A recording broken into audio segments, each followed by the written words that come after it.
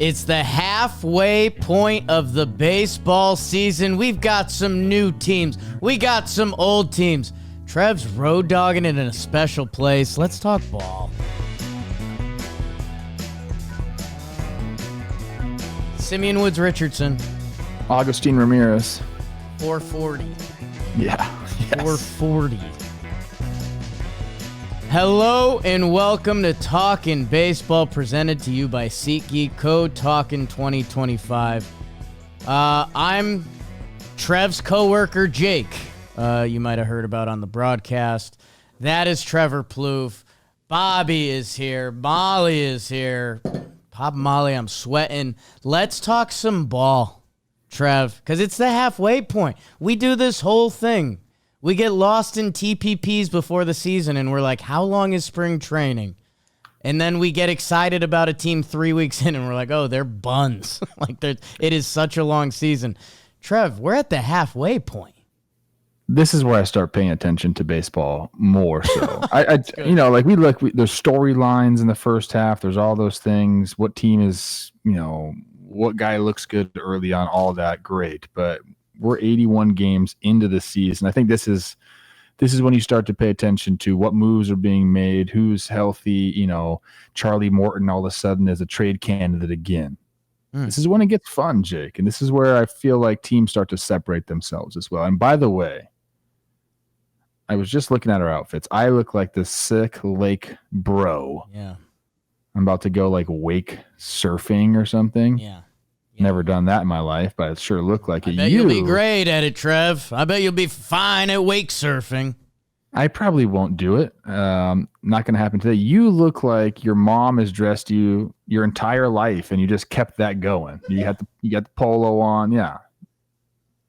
Nepotism at its finest. You stop that. I'm a lot of things. I'm no Nepo baby. Well, now I am that. Well, formerly Baby James will be my boss. Is that nepotism? How does that work? We still have plans to fire you. Yes. Yeah, that's good. And I'm glad that the listeners of this show know that this is the time of the year you start paying more attention to baseball. That's good. You know what I mean. Stop it. I don't know if they do after my Family Feud performance. So thank you for everyone that checked that out and then ripped couple tough internet days for me, forgetting Mike Trout. And then, dude, we did a Cubs Cardinals short that it just ended up being clickbait. I got Bob. I got roasted. Ian Happ texted me, and he's like, "What was it? I didn't see it." It was these Cubs and Cardinals legends at each position, and you just had to pick one. You can only pick one. So whoever didn't get picked, Ozzie Smith or Ernie Banks. Yeah, I'll go fuck myself, and that's what happened. So now I'm hated in the Midwest. I've been hated on the East Coast. It's obviously Ernie Banks, by the way. Maybe go west, young man. That's what I said. And then you pick Sammy over Stan Musial, and oh boy, I saw what Sammy did for a couple years. Nobody cares. They care about what happened this weekend. And Trev, I think it starts, because it's Friday, we start in your National League. And it was kind of a split week. The Atlanta Braves went to face the New York Mets, and the Braves, the first two games, Spencer Schwellenbach, Spencer Strider, and the Braves were 5-0 on the year against the New York Mets. So there's a lot of baseball to be played, right? Not for the rest of the weekend. The Mets bounced back. They'd been doing a lot of different versions of losing. Juan Soto's 2-homer day helps. And Trev, Ronnie Mauricio, this cat might be in the mix a lot. Although Mark Vientos is coming back. Good problems for the Mets. And Pete Alonso, who continues to kill it. They end up splitting 4. That's what happens at beautiful Flushing's Queens. The Cubs and the Cardinals. Is the rest of the NL Central coming? The Cardinals, they win the first two games. A Liberatore. And the bats are going. Nolan Gorman, Alec Burleson making plays in the field too. But the Cubbies bounce back, and they shut them out. Sometimes we get caught up in that Cubs lineup. 8-0, 3-0, and Shota's back. Cubs and Cardinals split 4. The New York Yankees went to play the Cincinnati Reds, and everyone's sleeper team, everyone's dark horse, the Cincinnati Reds, take 2 out of 3. After winning the first game, Ellie De La Cruz put on a goddamn show. Yanks blew it late, or the Reds came back, and hello, Chase Burns. Welcome to the show. Punching tickets, but Max Fried, the stopper, showed up in that final game, and Trent Grisham and Jason Dominguez have 4 hits apiece. Sometimes the Yankees box score throws me off. Reds take 2 out of 3. Brewers take 2 out of 3 from the Pirates, and that's obvious, except the Pirates took game 1. The Brewers rolled them in game 2. Joey Ortiz 2-homer game. There you are, friend. And then it's Skeens versus Misirowski. The future is now. But Misirowski keeps his scoreless streak going. Skeens gives up 4. Brewers end up taking the set. Padres face the Nationals. They take 2 out of 3. Little bit good team, bad team. Check out where the Nationals are in your NL East standings. Coming up from Trevor Plouffe. Padres, they take the final 2 games. Martin Maldonado contributed, also got thrown at home by a mile. Full pension Piv, all-star? 7-inning shutout, 10 Ks. Luis Ariz with a 3-hit day as the Padres take the set with a 1-0 win on that final game. And the Dodgers, they sweep the Rockies. You know my guy Justin Robleski is all I talk about these days. Shohei homer, Max Muncy homer, and another 6 RBI day for him. Yamamoto slinging curveballs for 5 shutout, and there's Clayton Kershaw with a good start. Oh yeah, another Shohei homer. Go check out where the Dodgers are in Trevor Plouffe's standings. And your best Western Road Warriors, the Marlins, head into the Yay area and sweep the San Francisco Giants. 4 straight overall wins, 6 on the road for the Fish with Arms, and we've got a couple sticks, Trev. Augustine Ramirez and Kyle Stowers both hit homers, 440 plus. Yo, that doesn't happen in Oracle a lot. And Otto Lopez, former San Francisco Giant, people forget. And Connor Norby, thank you, Orioles. All of those guys had big weekends. The Marlins out of the cellar in the NL East, and they are your best Western Road Warriors. Make sure you guys go check out Best Western and go check out the standings from Trevor Plouffe. Just a great job, Jacob. Just a great job. Phenomenal. Sharp today. Mommy loves you. Let's start out in the NL East, Jacob, where the New York Mets are back on top. 48-34 for them. They're a half game above the Philadelphia Phillies, who are 47-34 after getting swept. Spoiler alert by the Astros. The Braves 37-43, Marlins 34-45, and the Nats 33-48. I feel like we talk about the Nats all the time because a couple players there, but sheesh. Yeah.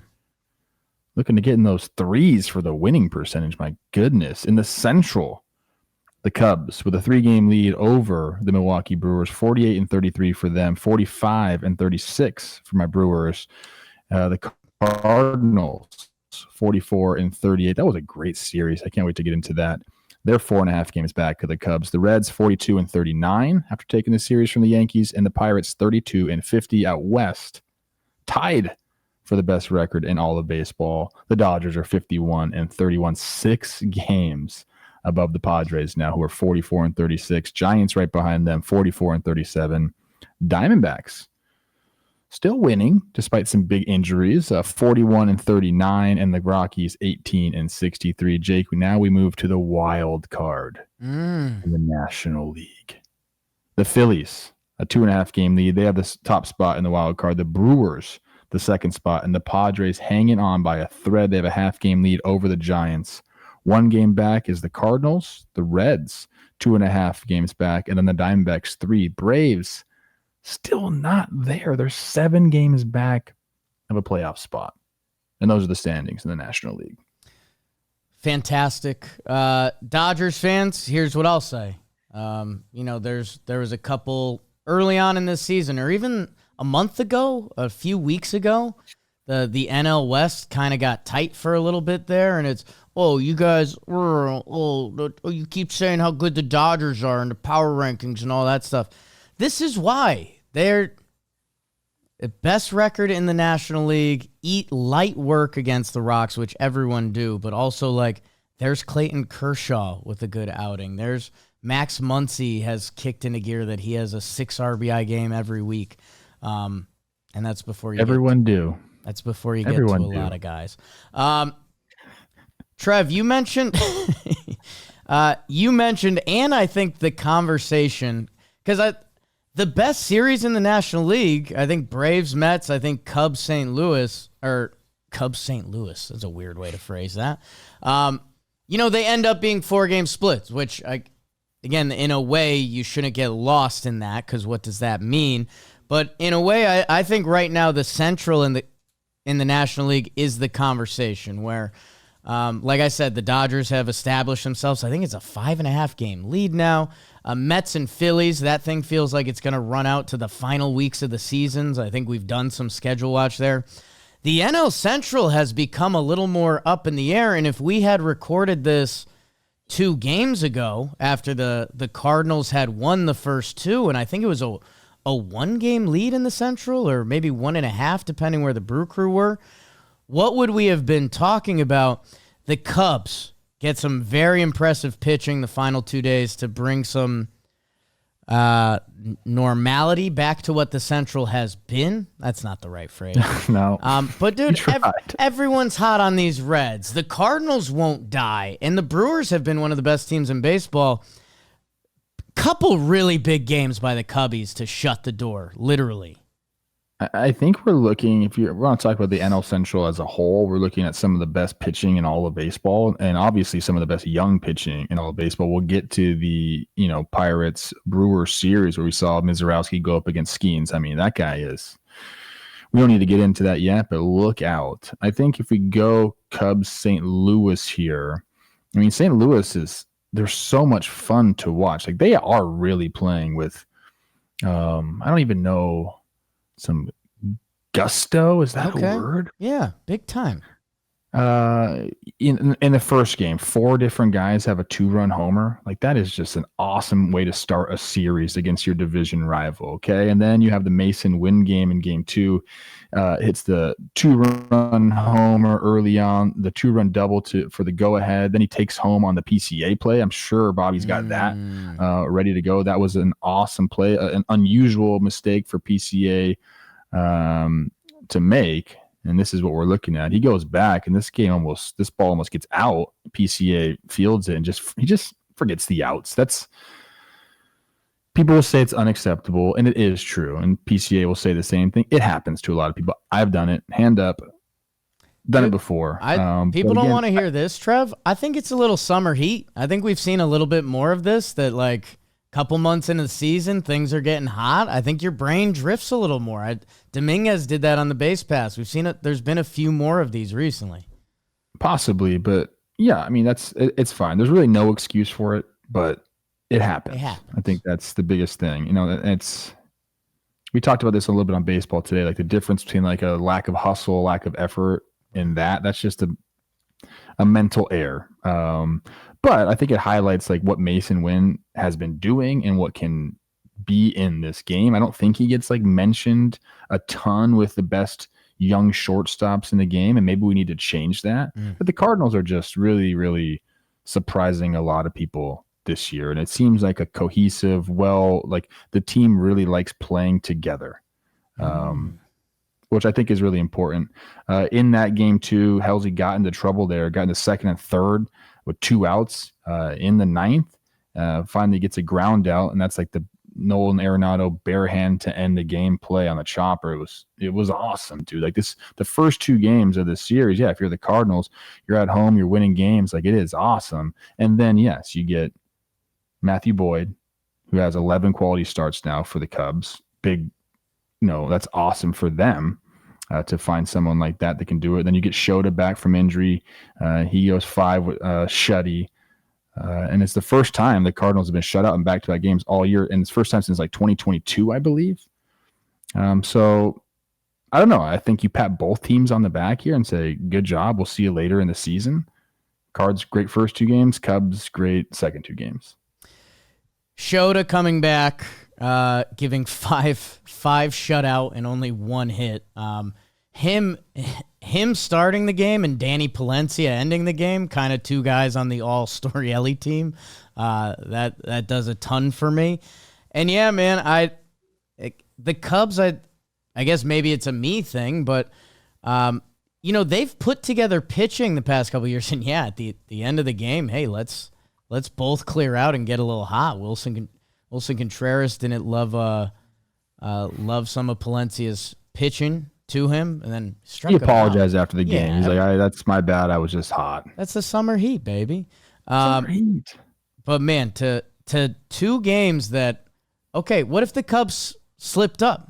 We would be talking about the first place Cardinals today, and instead, no runs. So that's a credit to that pitching. Matthew Boyd, who I'm a little skeptical of just because I have an image of Matthew Boyd in my head.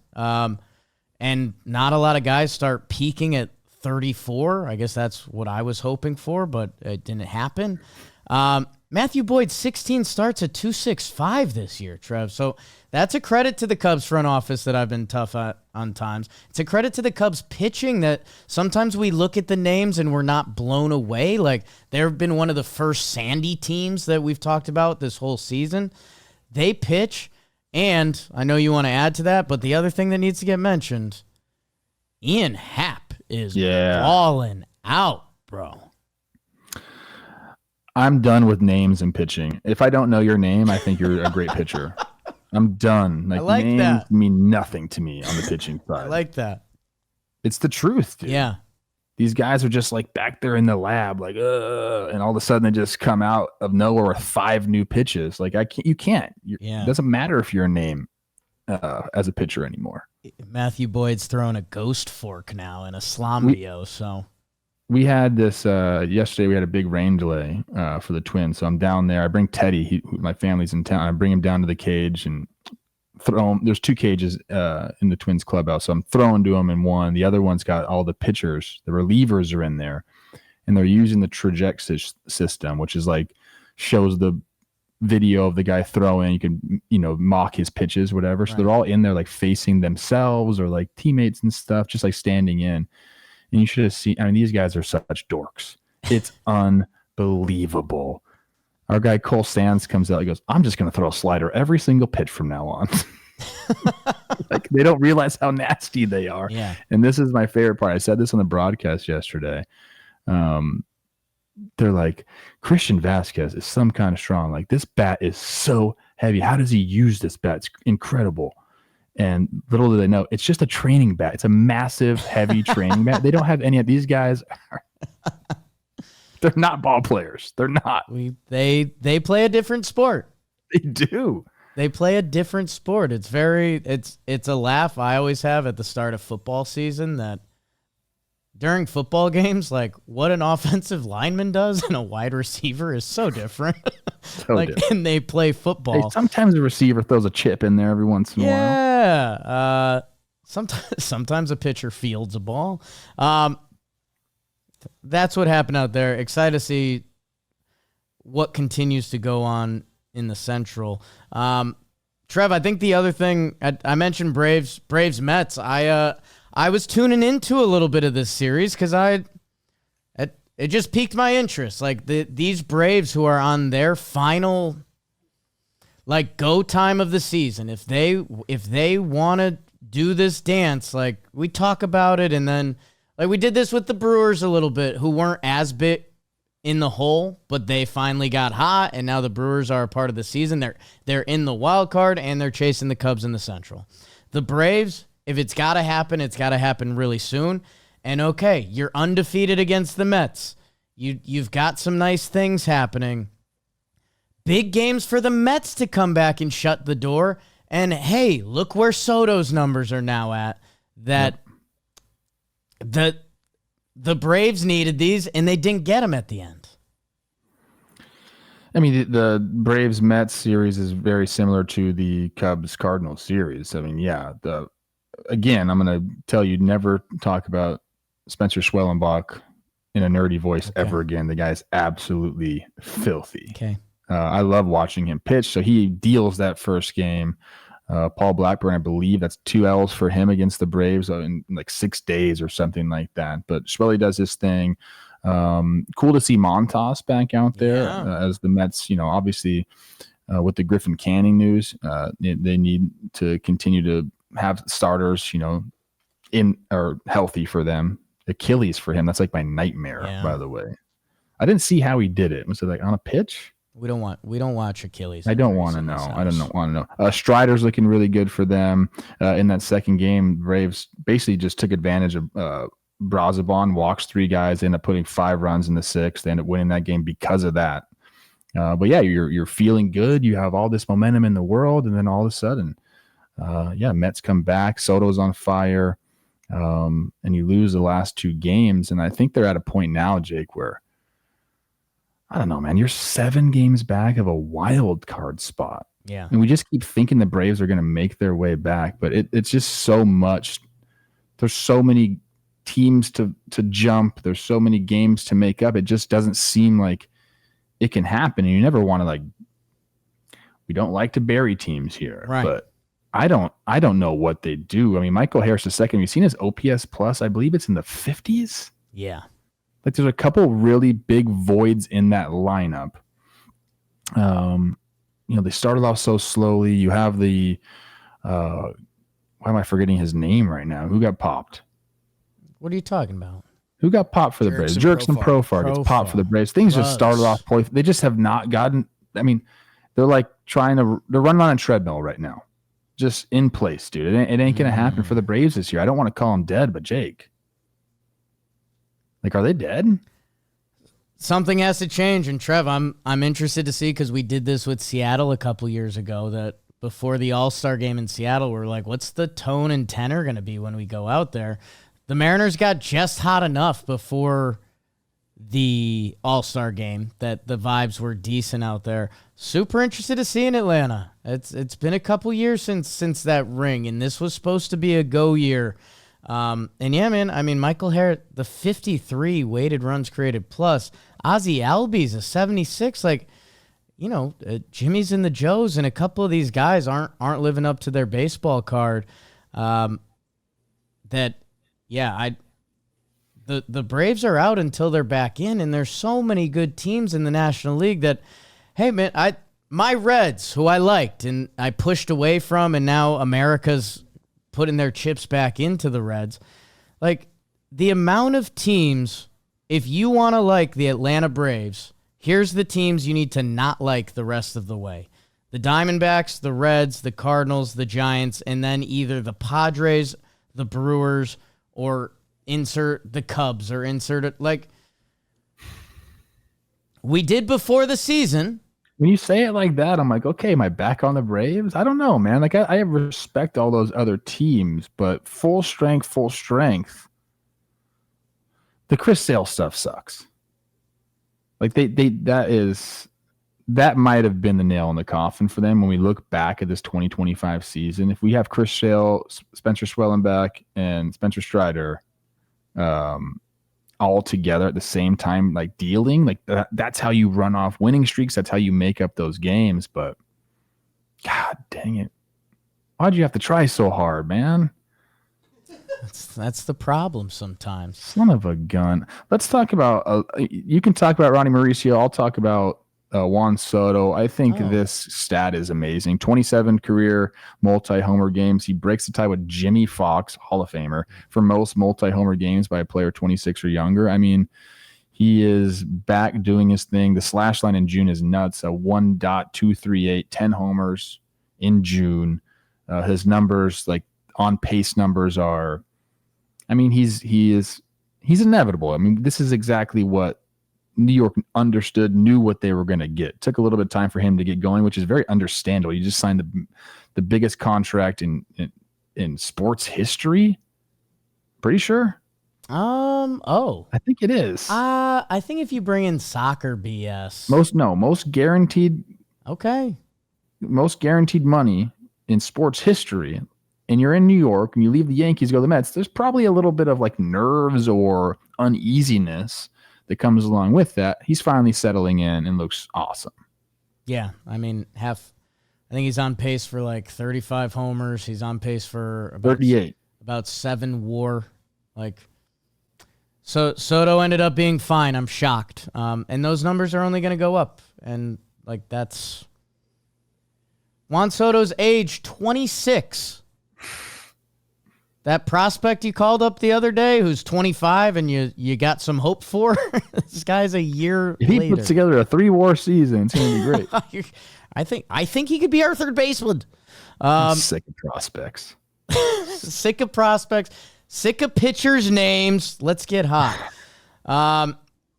Hey, Trev, let's chip away, and maybe we can do a double here because Brewers took down the Pirates 2 out of 3, which that's not shocking. And again, I've got some Misirowski coming later. Also, the Reds take 2 out of 3 from the Yankees, which I'm always hesitant to get excited about my Reds, but they're 42-39.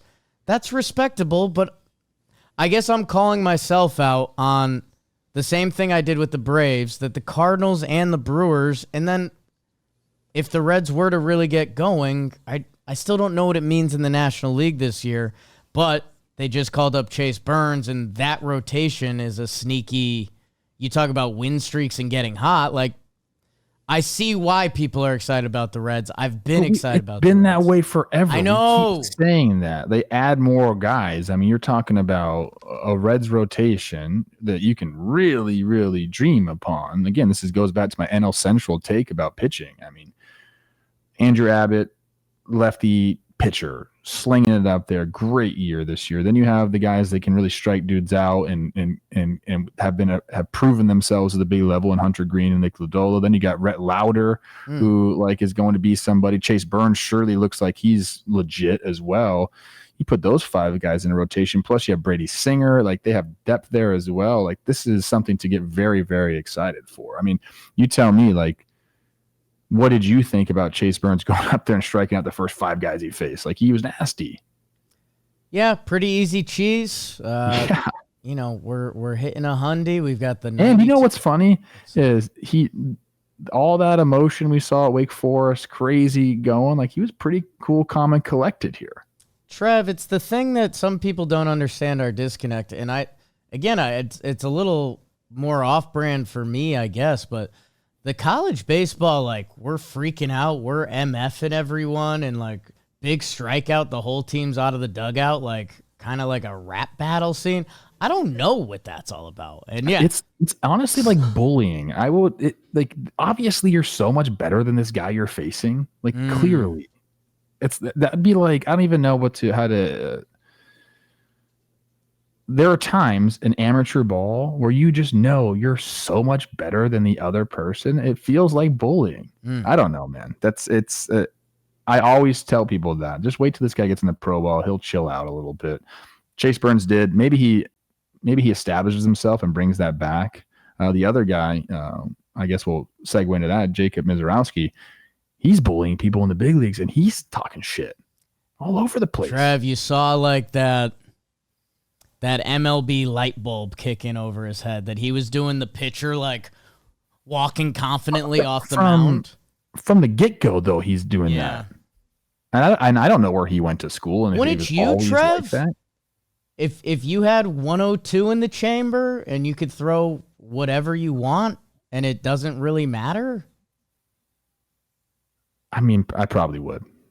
I can't imagine if you were a dominant pitcher. You'd be a nightmare. No, you know what? I would be like the opposite. I'd be so calm. Like it'd be like the same.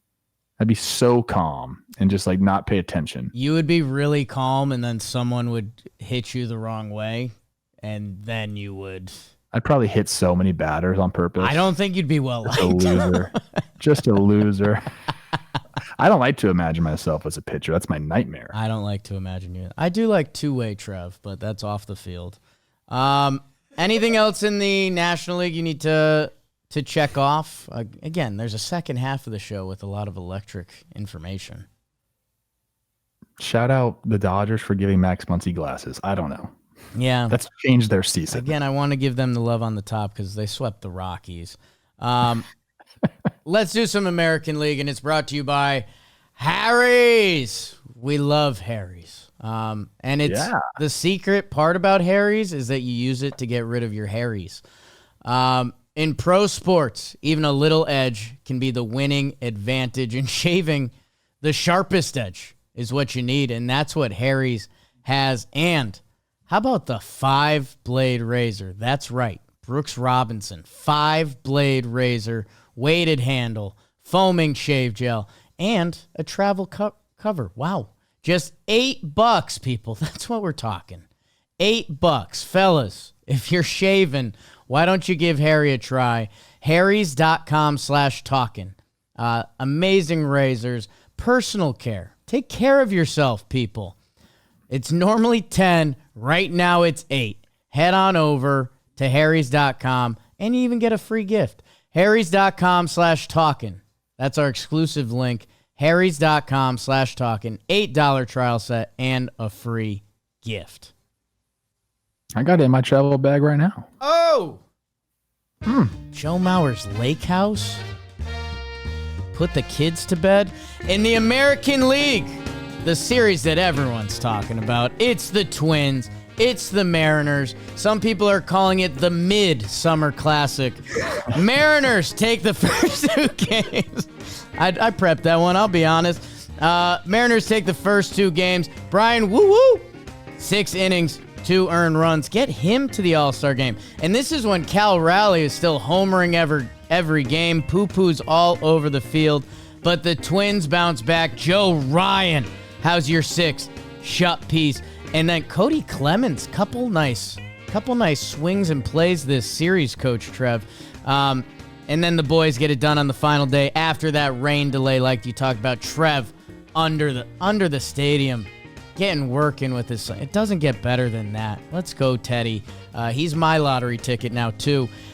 They split 4. The Rays. Trev, we got to talk some Rays because I think you were right. The Rays sweep the Kansas City Royals, which we got to talk about them, too. But this Rays pitching, man, Taj Bradley, 6.2 shut. Rasmussen, 5 shut. Boz, 8 shut piece. Royals only get 1 run in the series. My goodness. And the Rays have some sticks, too. Oh, boy.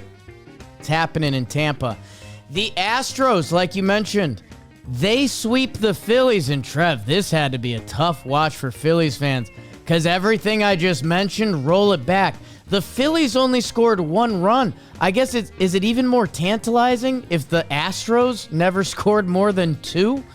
Golly. Colton Gordon, man, where did this cat come from? Another 5 shut from him, and Hunter Brown and Framber both 7 shut piece. Holy smokes. Astros get the sweep. Speaking of sweeps, Swilly's Halos sweep the Boston Red Sox. Oh my God. Boston comes out. Here's 3 in the first inning. The Halos put up 5. Walker Buehler, do not check out that stat line. Christian Moore, the top prospect, basically wins them a game on his own. 2 homers, including a walk-off. And then Yusei Kikuchi, one of the better signings this offseason. The Halos, hello 500. Tigers take 2 out of 3 from the A's, and that's obvious. The only one they didn't get, Jacob Lopez, 7 shut. He's got some fun facts on this season. Otherwise, it's Tigers baseball. Riley Green, 4 hits. Zach McKinstry with a 3-hit day. Dietrich Enns is back. One of the longest gaps between starts we've seen. We love that. We love grinders on this program. Tigers take 2 out of 3.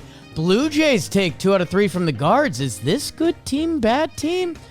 Max Scherzer comes back, gets spoiled late as Jose Ramirez gets the walk-off. But Kevin Gossman, 8 shutout. George Springer with a big one in that first game. Blue Jays take the series. Diamondbacks take 2 out of 3 from the White Sox. So again, it's that D-backs trying to get the full momentum, and it never seems to happen. Erod gives them a good start. Ketel Marte with a big game. Unfortunately, he was the star of this series for really dumb reasons. We hate you, White Sox fan, banned from stadiums from life. But the White Sox bounced back literally in the series, and to Ketel, classy stuff from that org that doesn't normally get recognized that way. The final series in the AL, the Rangers take 2 out of 3 from the Orioles. Hey, Orioles won a game where they got a good start. Trevor Rogers, 8 innings, shutout. But it was Rangers the rest of the way because the Rangers offense scored, and Jacob deGrom's changeup was just full Bugs Bunny mode.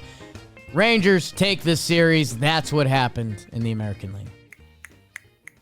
What, Jacob? I got the standings for you, Pap. What happened on Jacob deGrom's no-hitter? We'll get into that. The Yankees out east, a half-game lead over the Tampa Bay Rays. Yankees 46-34, Tampa 46-35. Toronto still doing their thing. They're 3 games back in the division, 43-37. The Red Sox, my oh my, we might have to bury them today as well. They're 40-42, 7 games back. It ain't looking good there. They're on an L5. The Orioles 34-46, 12 games back. In the Central, the Tigers 51-31, tied for the Dodgers for the best record in baseball. They're 9.5 up on the Guardians, who are 1 game over 500, 40-39. The rest of the Central looks like buns. 39-42 for my Twins, 38-43 for the Royals, and 26-55 for the White Sox. Then out west, this one is hilarious. 48-33 for the Astros. They're about to hit that 600 winning percentage. They're 6.5 games up on the Seattle Mariners, who I think of like, I don't know, man. They've been playing pretty good ball for the Mariners. 41-39 for them, though, as well. 40-40 for the Angels, right at 500. Go, Swilly, go. 40-41 for the Rangers. 33-50 for the Athletics. In the wild card, Jake, out there in the AL, the first 2 spots are occupied by the AL East. Yeah. The Tampa Bay Rays 46-35. They're 4.5 games up. The Mariners have the last spot there at 41-39. So only 2 games over 500 for them. They're a half game up on the Guardians, and the Angels are a game out of the playoffs at right? 500. My Twins 3 games under, only 2.5 games back. We're gonna see an 83 win team get into the dance. And the last time we saw that, what happened? They made it to the World Series. I don't know what's going to happen. Those are the standings in the American League.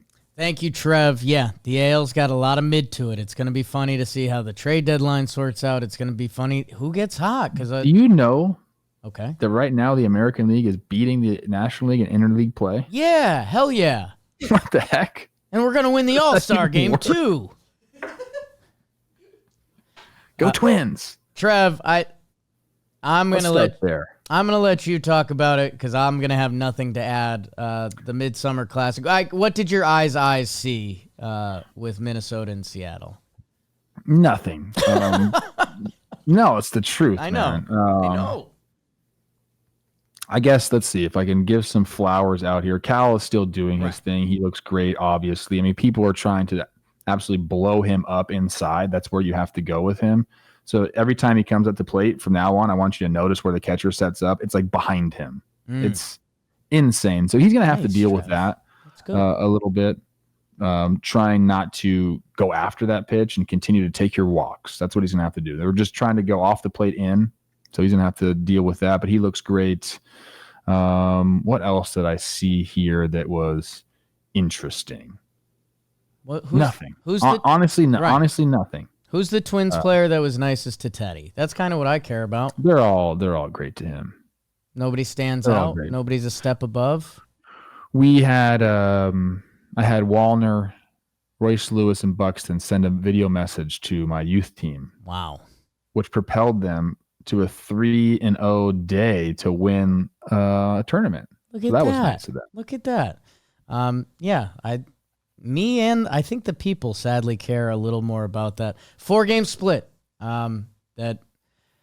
Hey, I'll say this. Say something nice about the Mariners, something I've been working on. If the AL, so the way we just the AL playoffs are wide open. If the AL playoffs closed where they are today, with the wild card being the Rays, the Jays, and the Mariners, that's probably my favorite playoff formula I've seen in the American League. So that's a little shots fired at the Central, and it's discrediting who I think the Rangers or Red Sox can be. But like, if this was the AL, I'd be like, all right, like let's go. Let's see what the Mariners look like in the dance. And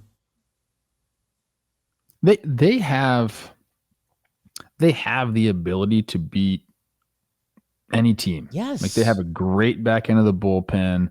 Their starters obviously can compete with anybody. It is just a lack of offense. I mean, we talk about it all the time. Like, if you pitch around Cal, like, he's going to get his. That's fine. But the only real threats, I mean, I feel like Julio and Randy can carry a team game by game and maybe week by week. But once you get out of those three hitters, I mean, Dominic Canzone's had a nice year, but they just don't have a lot of thump anywhere. They don't really do anything particularly well on offense besides having a catcher that's going to break all sorts of records. I mean, that's their guy. And again, like, if you get into a real series against them where, like, it's win or go home, like, you're not letting Cal Raleigh beat you. You're just not. So it's going to be up to Randy. It's going to be up to Julio to do things. And I don't know, man. They're lacking firepower, which is, we've said that how many times on this show? Yeah, for years, the duration of the show. Trev, I guess I want to, as we're getting deeper in the episode, I want to combine. I guess I want to stay out west a little bit, because Texas Rangers, Baltimore, I have some Rangers thoughts later, and I guess their speech isn't that different from Seattle. Like, hey, we can pitch, but can you hit?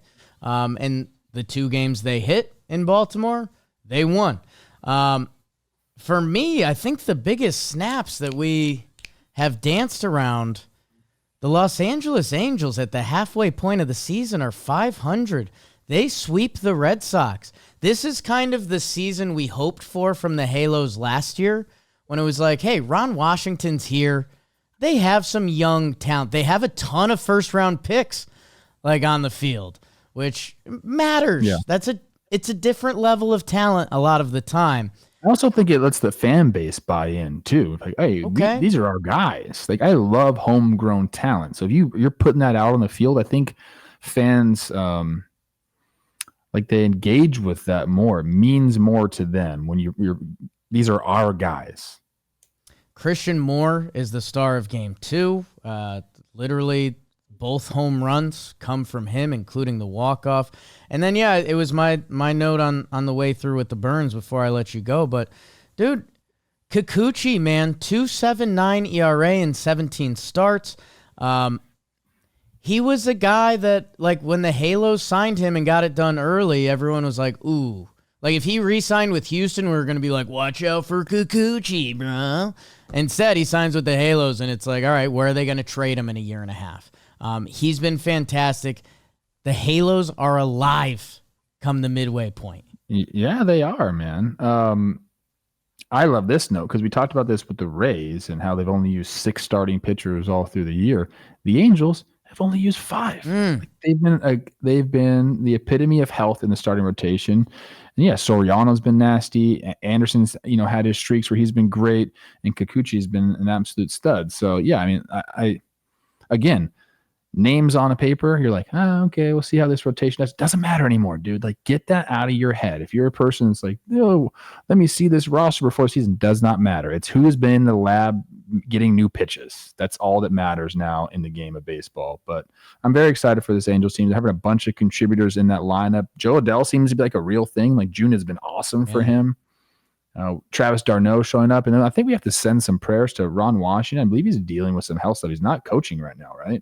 I think you're right. Yeah, I think he took a leave of absence. So, yeah, that's tough. Yeah. That's tough. And then on the flip side of this, the Red Sox, like, I some of the numbers, Jake, post Devers offensively, do we have them? I thought we did. Oh yeah, they're on there. And Trev, if you can't find the exact numbers, a lot of them are just worst. Do you want? Do you want? Let's put it out to the audience. In 9 games after the Devers trade, Boston has scored 3.1 runs per game. The slash line is unbelievable, Jake. 188 batting average, 250 on base percentage, and a 320 slug. They've struck out almost 30% of the time. Like, that is unbelievable. I mean, this was my preseason World Series team. They have too much talent. What are they going to do with all the talent? And this is where we're at. This is where we're at in the season. It's incredible. Like, the downfall is incredible. The next steps are going to be cinematic because they either save this and it's back to Cora's a good manager again and these young guys are studs, or they're 4th in the AL East. They're 2 games back for the wild card. So right, maybe, that's what I'm saying. Like, if they get in the dance and okay, here's Crochet and Bayo and whoever else they can find, like they can still change the story. But dude, their lineup. How about I've been looking for the comparison. Them trading Devers should feel like when the Cespedes trade happened and the lineup went to shit because he was the focal point of the offense, and I know that can't be measured. We only measure the stats that we think we can measure. Dude, right now, I know they're missing Bregman, and again, that should be a massive piece for them. Their lineup is listed as Duran, who hasn't been the same player last year, Narvaez, the rookie catcher, who was setting the world on fire, but he's coming back down to earth, Roman Anthony, top prospect, but a prospect, Abraham Toro, like a vagabond, Wheelier, we love him, no comment, Trevor Story, looking to find it again, Marcelo Meyer, prospect, hot.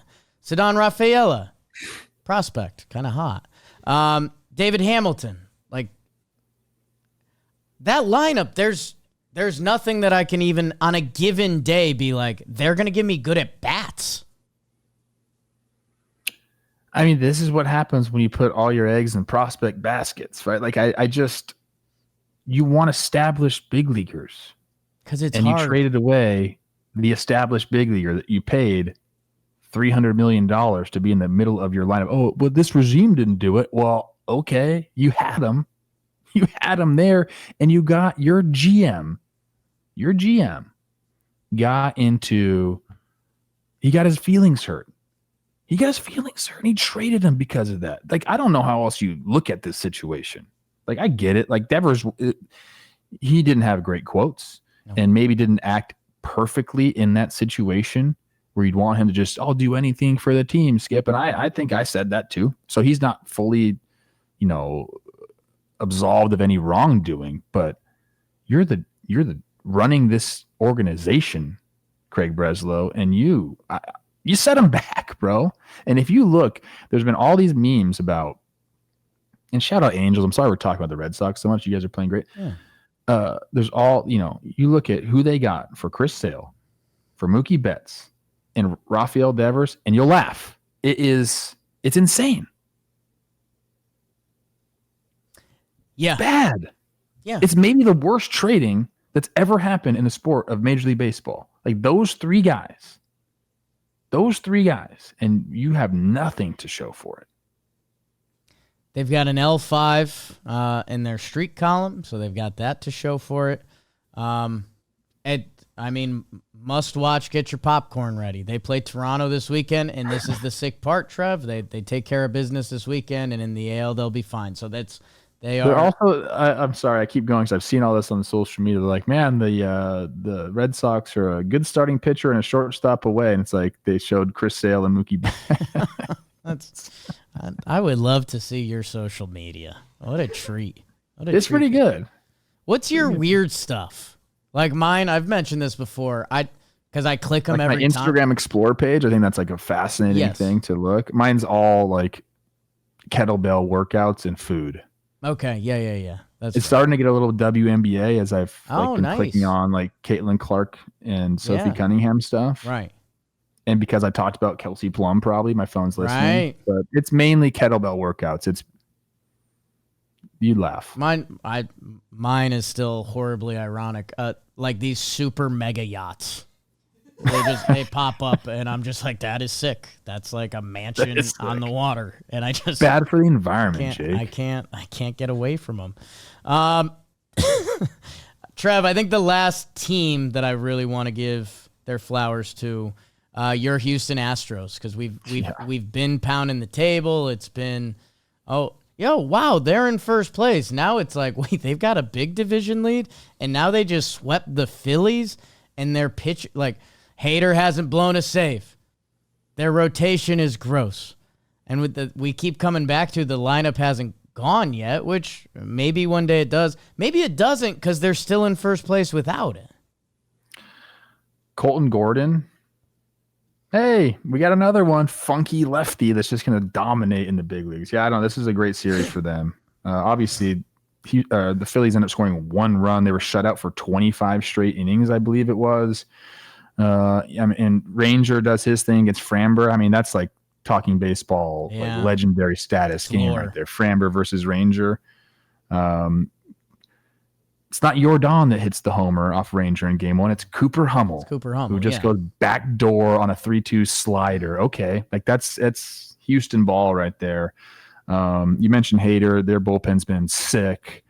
We haven't had a Jordan sighting yet necessarily. And it's just, I mean, we thought last year, I think we kept using the word inevitable for them. This year, we didn't have that feeling.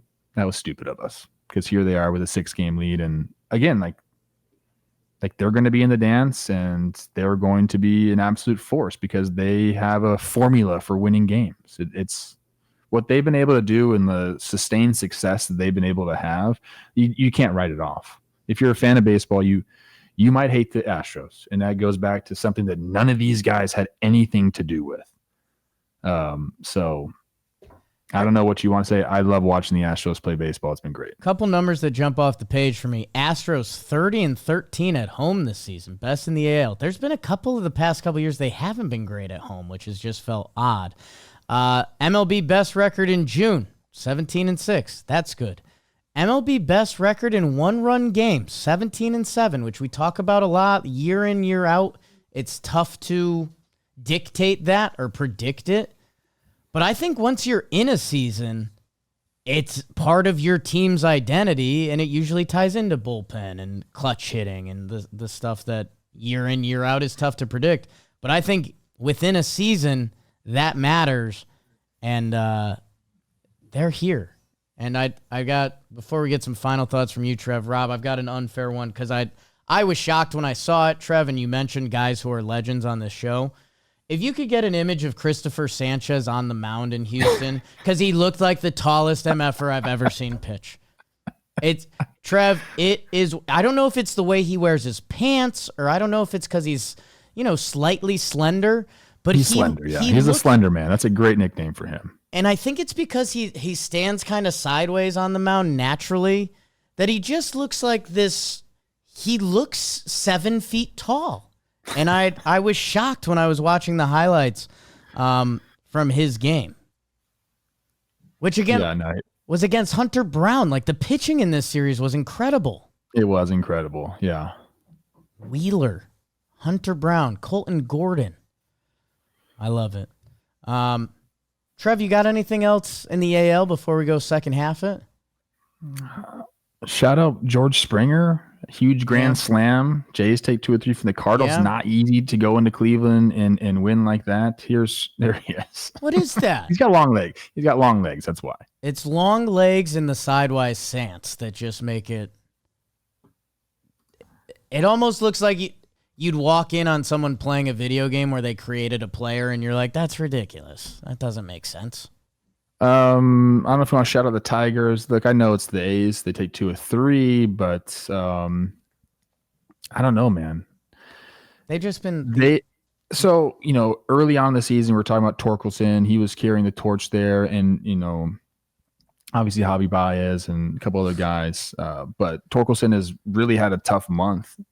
In June, Javi Baez has had his best month in June. Gleyber Torres has been really steady. Riley Green's been absolutely going off. Like they are now establishing themselves as like they're always kind of steady. Like somebody is going to pick it up when somebody goes down. Like Dylan Dingler, big homer in this game or in this series. Like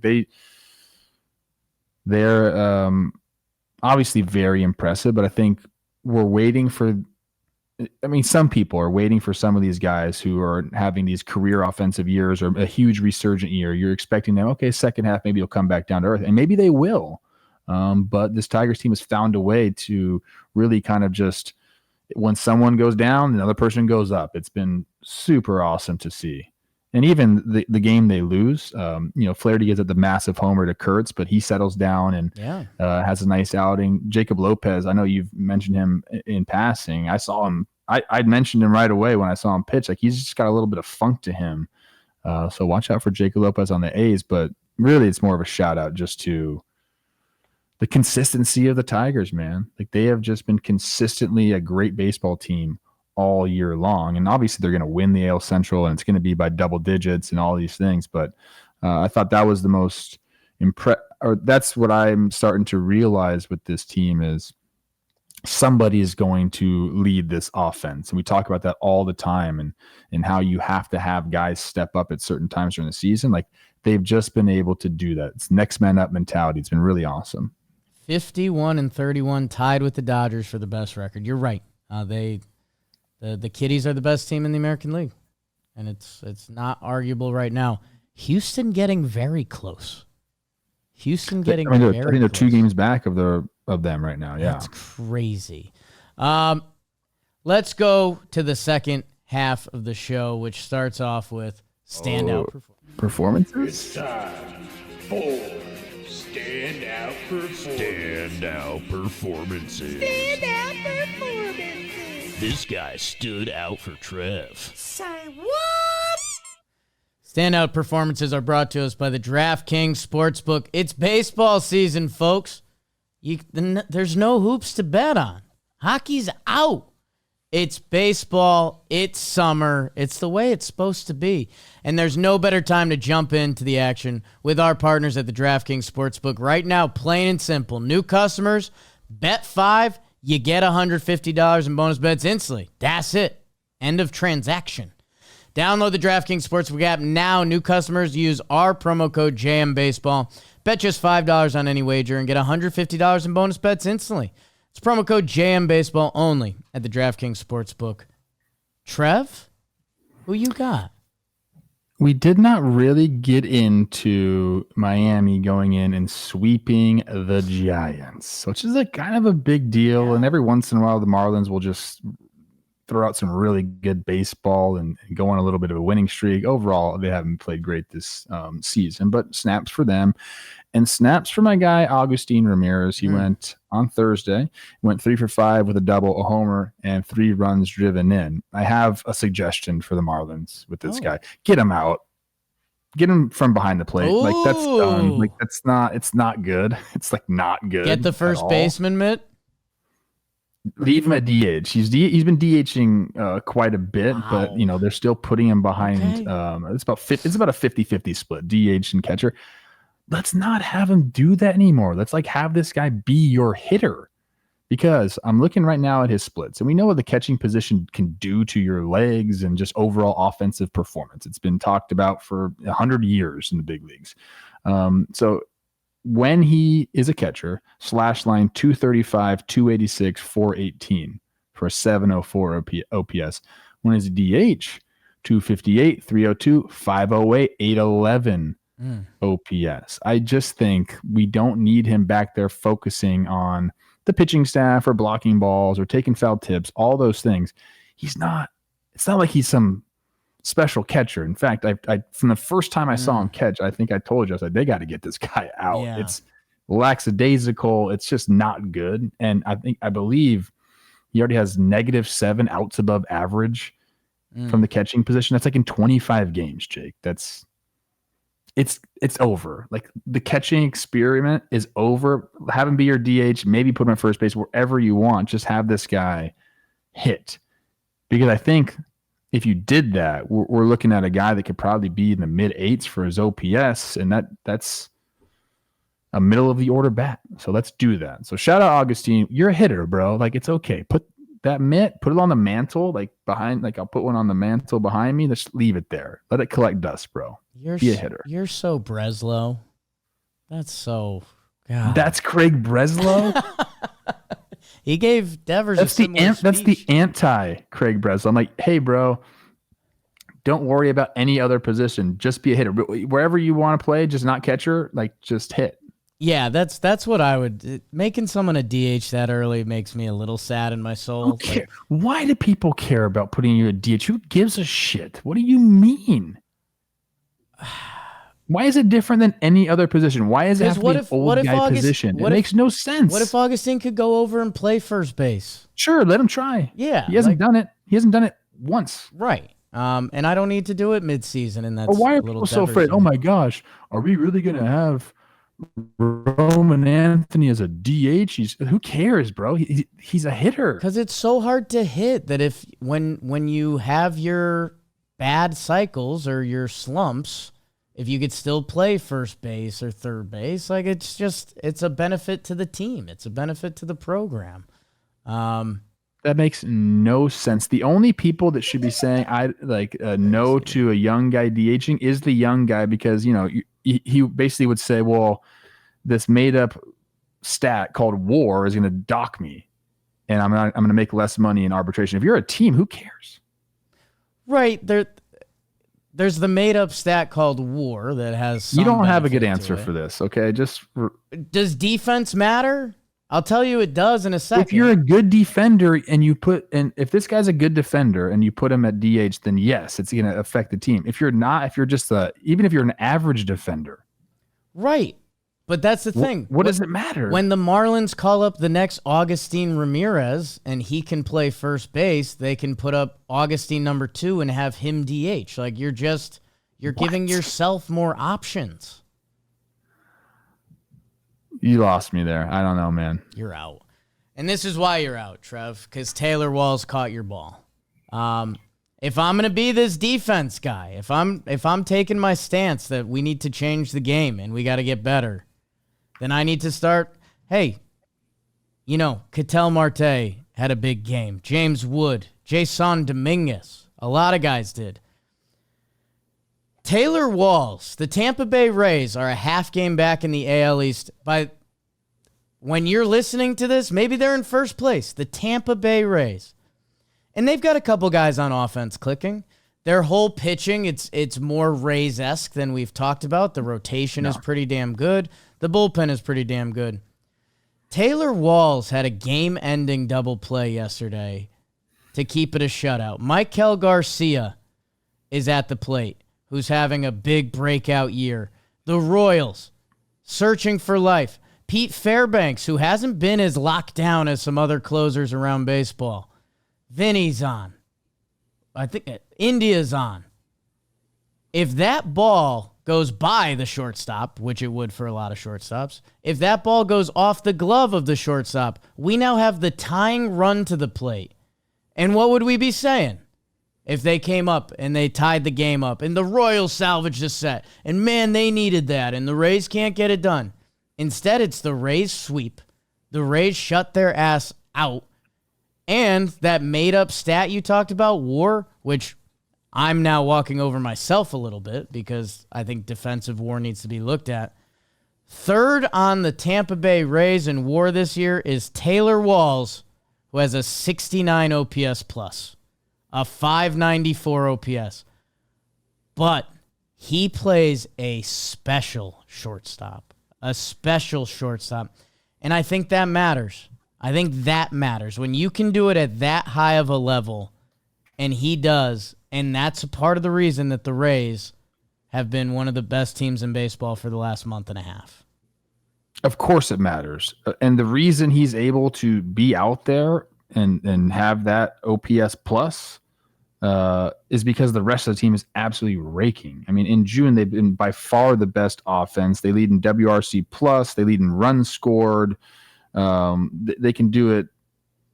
That's why you allow yourself to have a shortstop like that if the rest of the guys can hit around them. So yeah, he's been excellent. The Rays have just been firing on all cylinders, especially in this calendar month, man, where they've just kind of taken the AL East by storm and are sit a half game back now. Like they're such a fun team to watch, man. I think we have to note we've done it before on the show. Like they're about to be on the road for the better half of 2 months.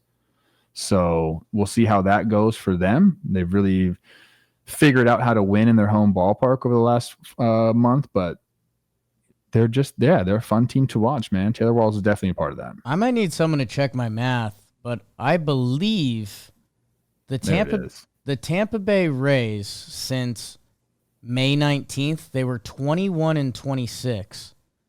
I believe, doing math, which isn't my strength, I think they're 25-9. Yeah, they're doing it. 25-9. I mean, that's... And Trev, I liked what you said there, and it's something that our front office, when you, me, Cole Tucker get our mitts on a team, we let Eno and Foolish do some nerd stuff on the side. Yeah. Jimmy's our advanced, scary scout. He just looks at kids in the minor leagues and he says, that doesn't work. And they start a different career. Like building a team that worked together used to matter. And it's like, hey, Taylor Walls, shortstop's a really special position that we need, and you play it at a special level. You go do that. Caminero, hit the homer. Brandon Lau, hit the home run. Like, you know what we're going to do? Up the middle, we're going to have two Cuban brothers playing shortstop and second base. They've been doing it their entire life together, and we're going to put them in the big league and say, just work, guys. They fight each other, but then they also fight other guys on the team as a duo. Yeah. They're so good. Oh, that's my tone. Dream. That sets the tone. So that was some advanced scouting there. That's who stood out to us. There's a lot of pitchers. There's always a lot of pitchers. I'm hoping we're going to see a lot of them on En Fuego. Nasty's on Fuego. That means I'm on fire, baby. Like Waco. Brought to you by Corona, the official cerveza of Talkin Baseball. Trev, run me through it. We're going to start out in Cincy with our guy, Ellie De La Cruz, who is not an NL finalist for shortstop all-star voting, but maybe should be. Goes 7 for 13, a triple, a homer, 3 runs driven in. Since May 24th, his .722 slug is second in the majors, only behind Cal Raleigh, who's doing historic things. So check him out. Nick Gonzalez, who we like, second baseman for the Pirates, 6 for 13, 2 doubles, a homer, and 5 runs driven in. He recorded his first career 5-hit game, on Monday. Speaking of second baseman in the NL Central, Nico Horner. Barely know her. 7 for 14, a homer, 2 runs driven in, a stolen base. He hits his first homer of the season. He was one of 2 qualified batters to not have a homer in 2025, and he finally got it on Tuesday. So snaps for you, bro. That was sick. Who's the other one? Is it Xavier Edwards, isn't it? I believe. Slapdick? Yeah. I think it is him. Yeah. Michael Conforto, the Dodgers' extra outfielder. Yeah. 4 for 9, a double, 2 homers, 4 runs driven in out there in Colorado. Lane Thomas mentioned him.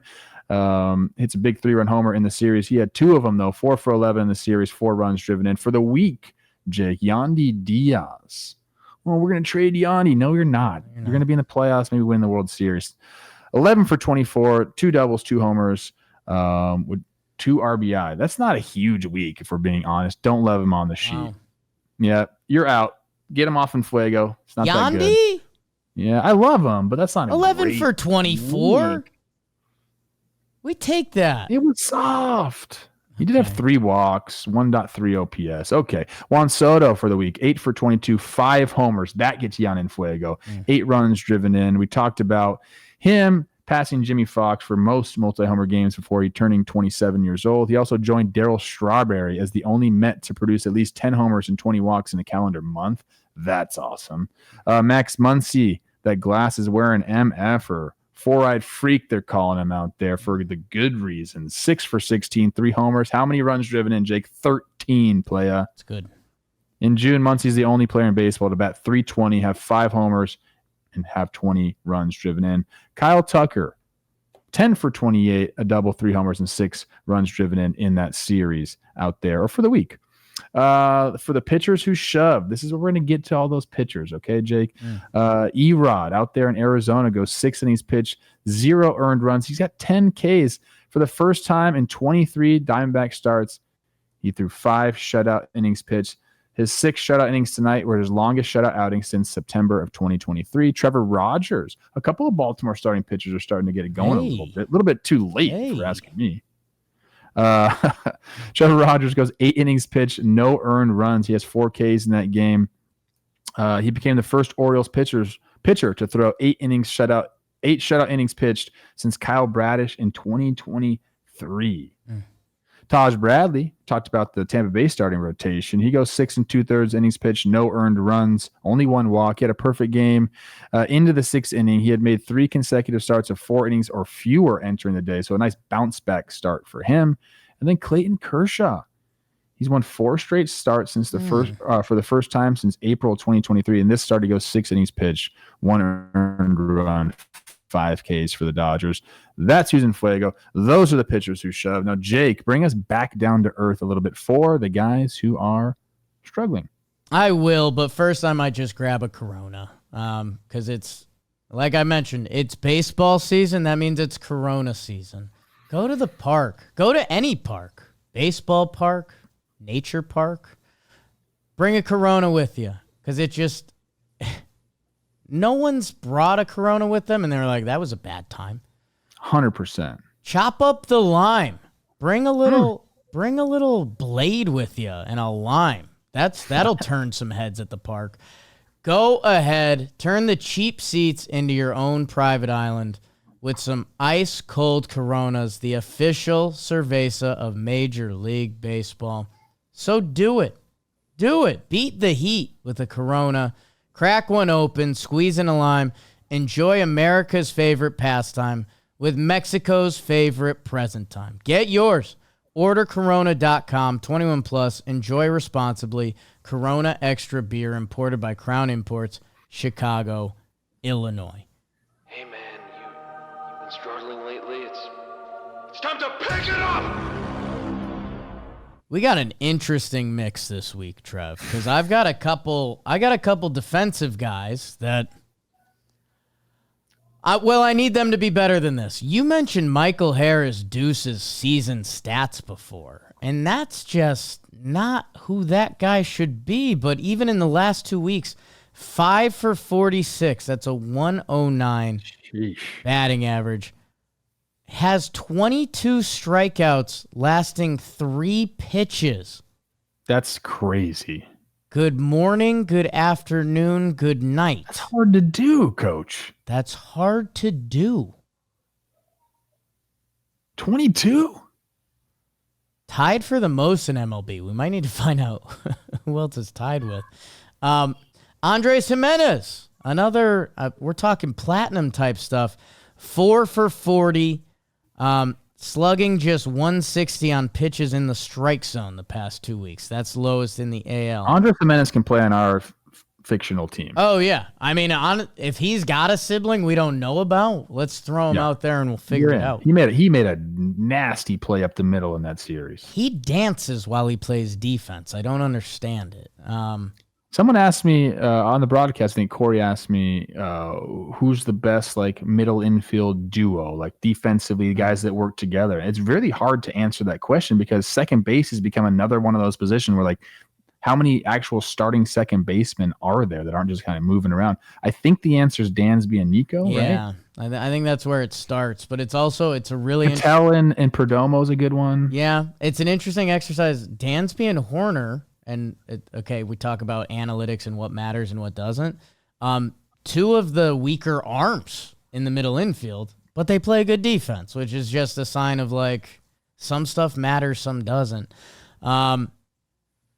Me and I mentioned I saw your boy Cole Tucker, our guy Cole Tucker, and we sometimes we end up in the deep end. We started talking about if MLB players' defensive highlights were OnlyFans memberships, who we would sign up for. And I had Denzel Clark and Andres Jimenez. He said Alejandro Kirk, which, Cole collect some different ish, you know? I'm a more vintage guy. I went Ben Revere. Oh, a little throwback. Anyways, O'Neal Cruz, 5 for 47 the last 2 weeks, 103 strikeouts and 312 plate appearances. That this attitude. season. That's and not the demeanor you'd like to see. He's waiting to be traded to the Dodgers. Sorry, Pirates fans. And an 0 for 15 in his last at-bats with runners on base. That's no bueno.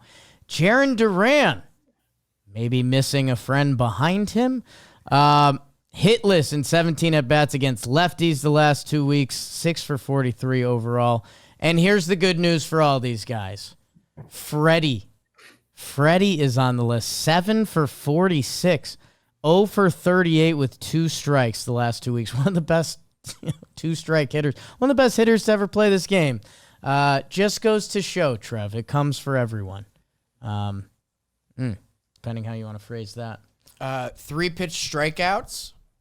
So Michael Harris II is first with 22. With 22 as well, Christian Yelich. Whoa! Interesting. Right behind them at 21 is Jaron Duran and Gabriel Arias, and then Cedane Rafaela has 20. I'm assuming all of those guys are not good fastball hitters. That's what I'm assuming. Interesting.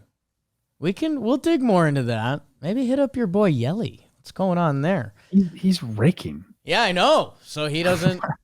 Maybe he's just guessing wrong sometimes, but he's guessing right a lot. More bad news.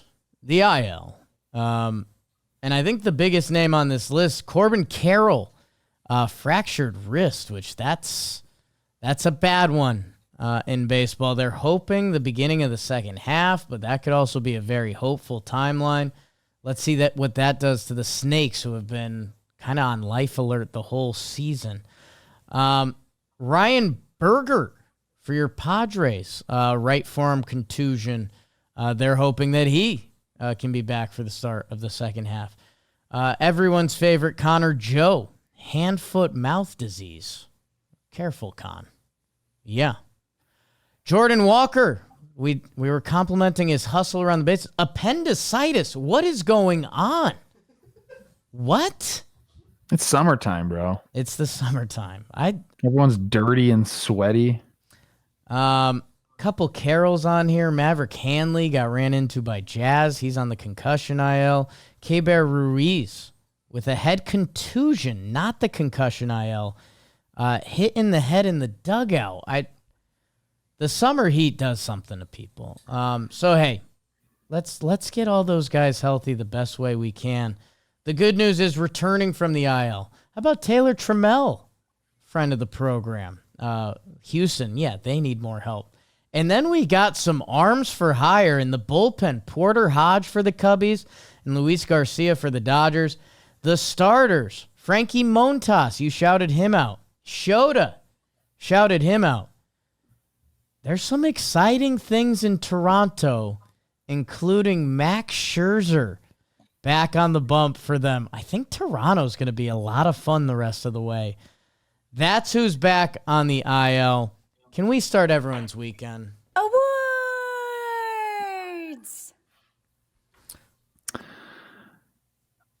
I have to give a eulogy for my award. Damn. You were a part of baseball for a very, very long time. You helped out with defense. You were an important play to stop scoring. Now, in a time where baseball's tried to get the run game back into the game, you're gone forever. Do you know what we're putting to sleep?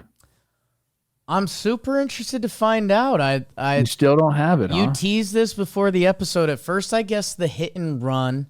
And now if you're going defense, the fake to third, throw to first, but you don't care about pitchers. I don't know. That's illegal. You can't do that Yeah. anymore. I'm not guessing. The pitch out. Pitch out. Okay. In an era where it's become harder and harder to stop the stolen base. We have the 3 disengagement rule. We have the pitch clock. So I was watching the Brewers just run all over the Twins, and it wasn't even fair. I was starting to think about, okay, like, look, now we have this part of the game. How do we stop this? Now, I came up with a few different things. You still have to pick off. Okay. Right. You don't necessarily want to do it twice because you watch the game. As soon as pitchers pick off twice in that bat, the hitters or the runners are getting massive leads. Yeah. It's so don't do that. Do not pick off twice. You have to get on the mound really, really early with the clock so you can actually have a hold. And that's something I saw a few pitchers do. When you, let's just say you pick off twice and then you're like slow to get on the mound and all of a sudden that pitch clock is running down, like the runner can basically just run. Right.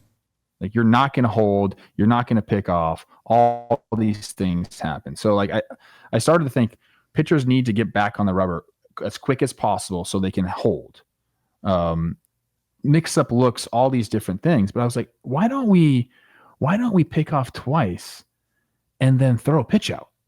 Like we know where they're going to go. Like let's just tempt them and go. Like let's do this. It's a catch and a throw. It's the big leagues. You can do that. Catchers are, I mean, the Twins in particular, they've had these guys like Vasquez is throwing runners out still, doing all these, like the pop times are there. Like give the guy a pitch out, a good pitch to throw, and he's going to throw guys out.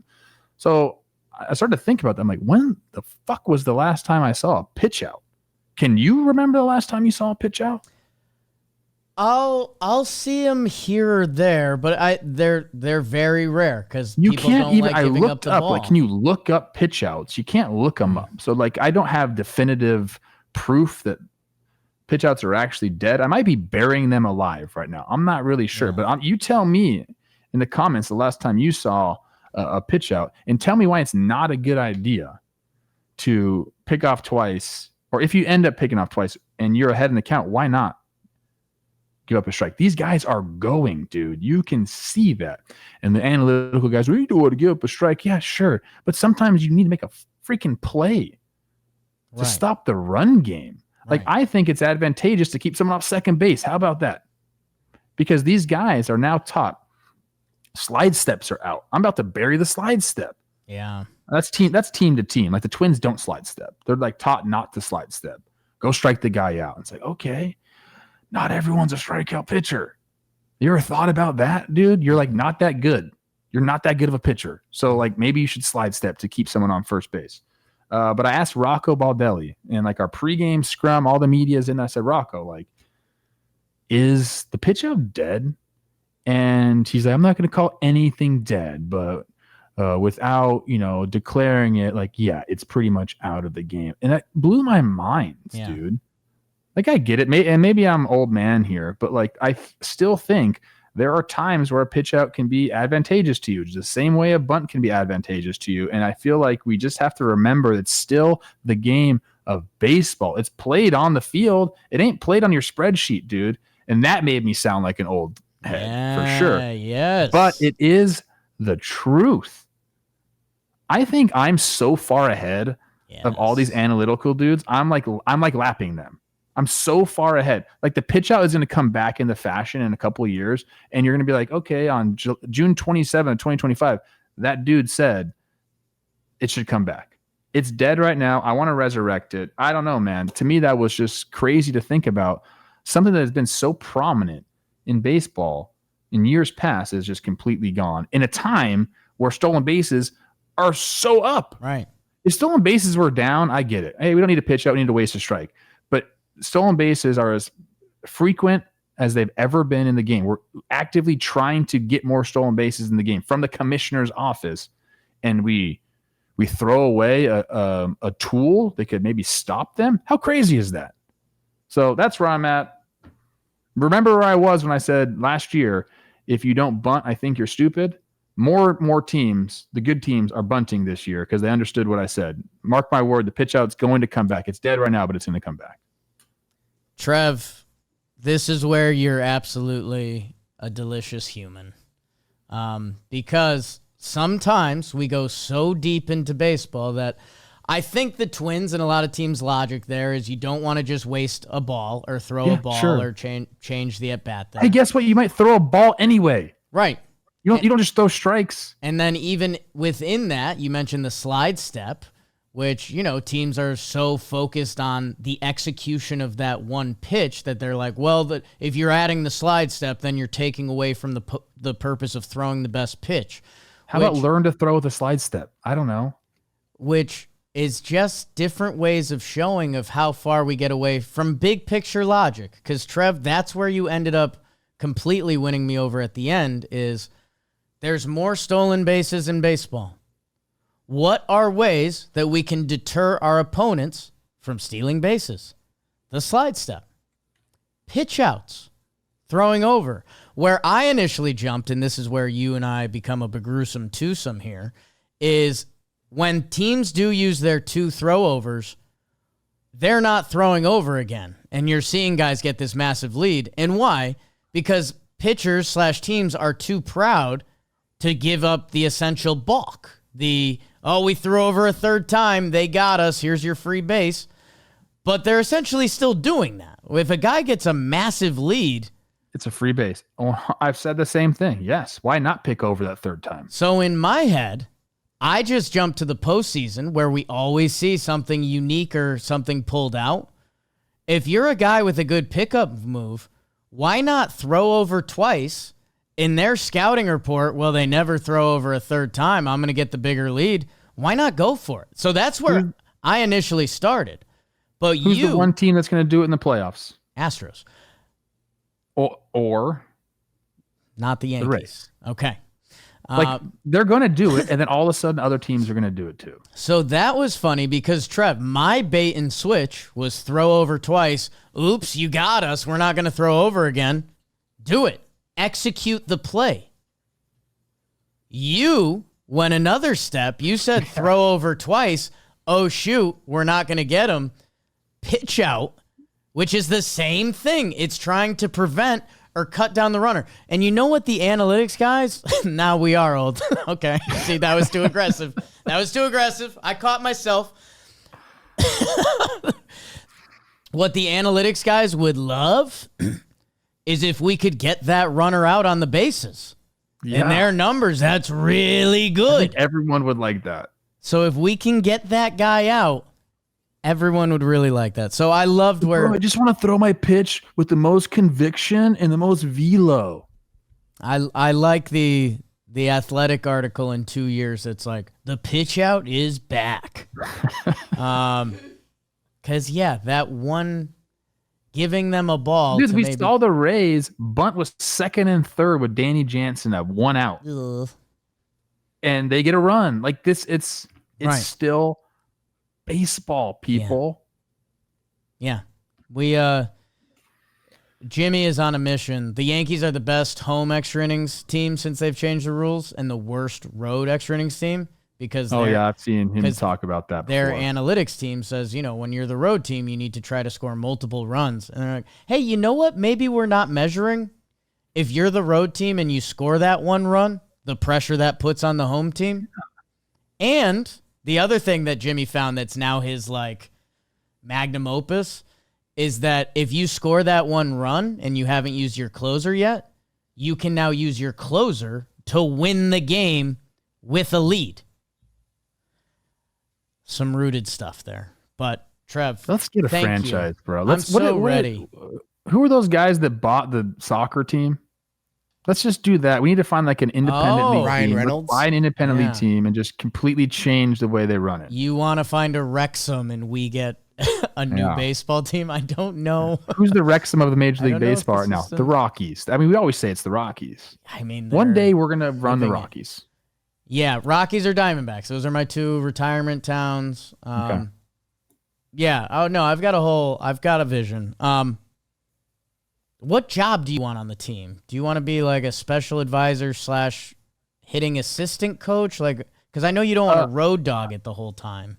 Yeah, because I don't want to be there for 162. Right. No chance. You're out. I want to be the manager when I want to be the manager. Yeah. Like if it's a cool city, I'll just come in and be the manager. Like the guys show up from a bad road trip and you're waiting for them. Oh, exactly. Fuck. Okay. That's perfect. That's perfect. Yeah. I can talk to the fellas. Trev, my award is going to be the Just Jake Award. My name is Jake, for some of the people listening to this show, and it's just Jake.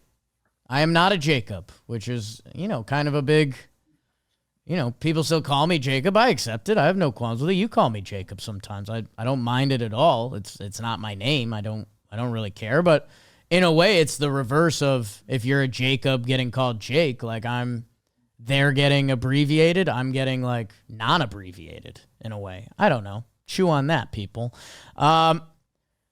Jake's not a great name. I'm just going to be honest. One of the jokes I used to make a lot was that Jake's a dog's name. A lot of people know a dog named Jake. That's a pretty sick dog. A lot of people know a Jake that's a human that's not the sickest human.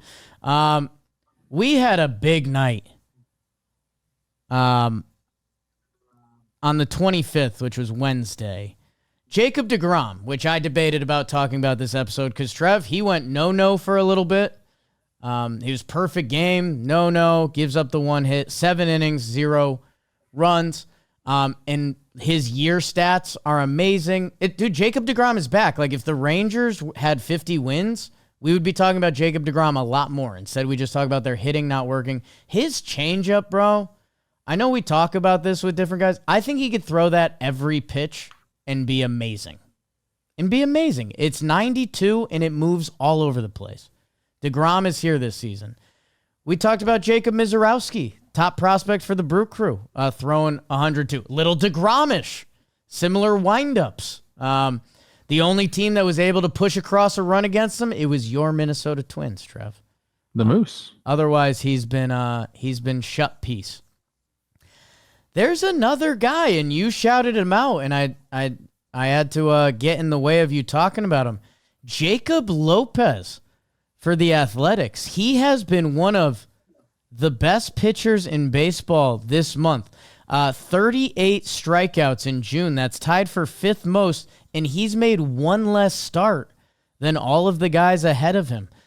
He was 7 innings, 0 earned runs on Wednesday night's game. And as we talk about the A's, and they were a part of this season, they're not. They've played horrible baseball. They're out. They're still hitting a lot. Jacob Wilson, like we talked about, still hitting a ton. Like we saw the parts of the A's lineup that made sense. They need pitching. That's going to be their next evolution when we talk about them. Jacob Lopez might be the guy for them, as he's put up a massive month this month. And hey, it's 4 Jacobs, but I'm going to just Jacob for a little bit. Welcome to the squad. That it was a big Wednesday night for all the Jacobs. I love each one of these guys individually. They all do different things. I kind of want to just touch on them real quick. Jacob Lopez, shout out from Granada Hills, the same city that has produced Ryan Braun, John Elway, and my beautiful Egyptian goddess. Wow. So go Jacob Lopez, go. Yeah, he's got a really good cutter, fills up the strike zone, a little bit of funk, mixes speeds up, like he's a pitcher, like a good lefty pitcher. We need more of those back in the game. Gosh, I'm so old school now. deGrom was awesome. Bobo, real quick. We're going to go long. I don't care. Yeah. I'm at a lake house. I should be on the boat right now. I don't care. I love talking ball. Yeah. Sorry. Bring up deGrom when he finally gave up a hit. Oh, if you got that up, I want to just mention a few things real quick. Hold off until I finish the other 2 guys, and then we'll get back to that. Jacob Misirowski, I said on this show or Baseball Today, I forget what it was. I think we're going to be talking about him in the same vein as Paul Skeens. Like that's how good this guy is. Yeah. And the knock on him was, can he locate? Can he throw enough strikes? He can. He's been doing it. The only runs he's given up was against Matt Wallner, a 2-run homer on a slider. I believe it was a slider. It was an off-speed pitch. But it was because he sat down for like 25 minutes when my Twins were just giving up taters every pitch. Like he was in the dugout for too long. Pat Murphy, we actually said on the broadcast, Pat Murphy should not bring him back out. Like let him have his scoreless inning streak continue. That's the only blemish on his record. And who's the other Jacob? Oh, Jacob Wilson. I mean, stud. You got to love Right. watching that guy play. It's great. Do you have the video yet? Originally wasn't even a part of this exercise, but I just stumbled into Jacob Wilson, which And you look great. Like you look very fit. If you show the hit here, what is Josh Smith doing? He runs straight to the bag. It's a no hitter. Marcus Simeon gives the gotcha. the courtesy dive, but we need the hit, Bobby. I gotcha. I didn't know what you wanted either. Well, a couple things I need. Here's the hit. Watch this hit. Cowser. Smith goes straight back to the bag. Like, what are we doing there? Oh, and he's not a first baseman. He's a util guy. Look at DeGrom just smiling. Like, pause it. I don't know, man. Like, yeah. DeGrom's on his way over to first base. You don't have to worry about getting to first base. Look where this ball goes. Like, you're telling me that you can't make an effort on that? If he had his best step the other way, I don't know. It's tough. That's one of the hardest things at first base, to know how far you need to go and when you need to get back to the base. But dude, I think it's the only thing I'm gonna fade the fade on you, and I'm gonna go to finally getting to managers an hour and a half in. I'm saying Bochy and DeGrom are glad the no-hitter perfect game's out. We don't have to push his pitch limit. DeGrom's like, get me, I'm good. I know what I can do. And you mentioned Misirowski's scoreless streak. I think Pat Murphy would literally fight me if I said this to his face. I think Pat Murphy's like a little happy he lost the scoreless streak. Like, you know what, Misirowski, you're just a guy. I don't care you throw 102. I don't care that you're built like a freak. Everyone gets hit in this game. Go out and get better. When I went into the manager scrum with him, I was just asking him about like base running and stuff. You could tell like he remembered who I was, but like not really. And you could tell he was thinking like, I've seen this guy before somewhere. And he was like looking intently at me. I'm like, okay. I didn't like say, what's up, man? Remember me in Milwaukee when we were playing blitzball on your field? And you were making fun of Rowdy? Like, did we go out in Tempe one night? What? How do I know you, fella? Talk about a guy that commands a room. Those beat writers are terrified. Terrified. They should be. God. They should be. I just said I'm scared to talk to his face. Brewers, 45-36. All right, people. We got to get Trev out on the boat. We have to have you start your weekend. Halfway point of the season. We'll be back Monday. Some good series this weekend. We love you. Jake sucks. Every pitcher throw a cutter. Yeah. They basically do. The sinker's back in fashion now. Yeah. Well, that's because one goes this way, one goes that way. Crazy. Let's try to keep runners from stealing second base. Our analytics team is going to hate us.